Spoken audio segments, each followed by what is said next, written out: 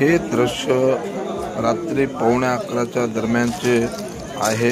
तमलोर ग्रामपंचायत जवळ पाणी आलेले असून माली पाटील यांच्या घरात पाणी शिरले आहे। तर पाणी खूप जोराने वाढत असून पूर परिस्थिती भयानक होत चाललेली आहे। अजून काही तासातच देशमुखांच्या वाड्यापर्यंत पाणी येण्याची दाट शक्यता वर्तवली जात असून तमलोर नगरीतील सर्व जनतेला सतर्क राहण्याचे आवाहन करण्यात आले आहे। ही संबंधित न्यूज वारणेचा वाघ न्यूज लाईव्हचे रिपोर्टर संदीप लिंगदळे तमलोरकर यांनी कळवले आहे।